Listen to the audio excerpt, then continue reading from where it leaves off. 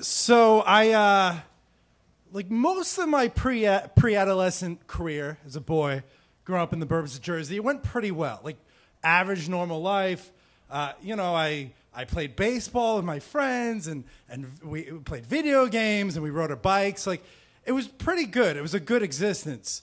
And then Derek Phillips happened.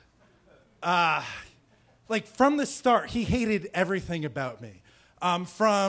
Like, my mom was his teacher in the 2nd grade and would hold him out for detention, so he resented me for that. He resented my big ears.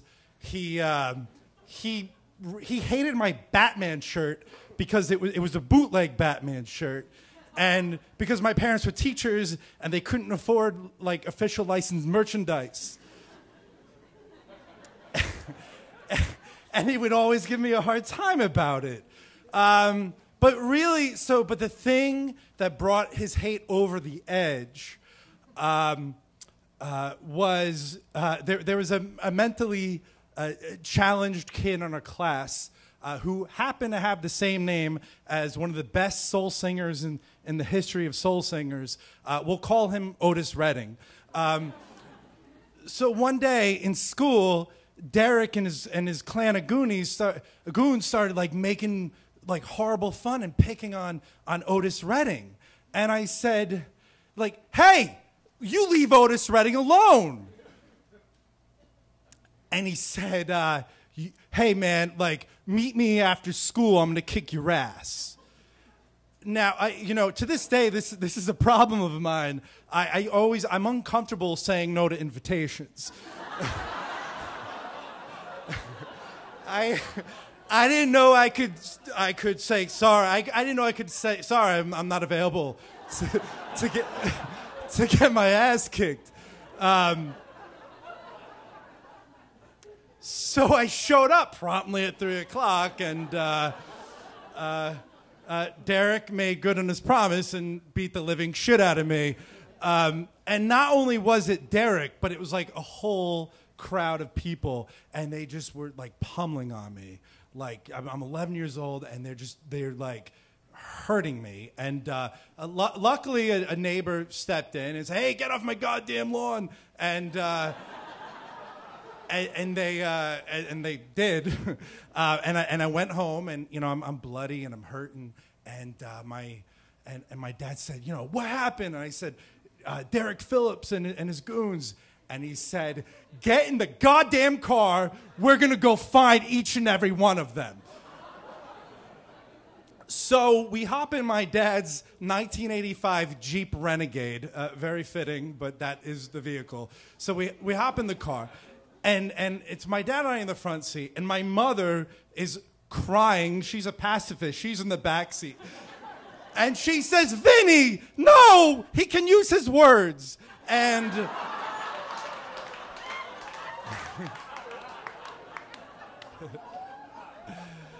which, by the way, never works. Betsy's full of shit. Like, never use words. So we're driving around, and we're hunting down. And by the way, I should have mentioned, so my father is not only an educator, he's the mayor of South Brunswick, where I'm from. And we're driving around, and we're hunting these motherfuckers down. Like, we're looking for them. And finally, we see the weak link in the goons, Evan. And we find Evan, and my dad says, get out there and kick his goddamn ass. And then my mom's like, no, don't do it. You can be peaceful. He'll listen. And I run out there, and I just my dad, because I listen to everything he says, like, go and punch. So I run across the street, and I start pummeling Evan. The problem is two things. One, it was right across from the elementary school where we went. And two, this was at like 4 o'clock, and the first wave of after-school kids just got out. So there's a caravan of parents, concerned parents, and they're screaming. They're like, leave that poor boy alone. And I'm like, I can't. And I'm punching him in the face. And my dad's like, shut up, mind your goddamn business. And they're like, isn't that the mayor?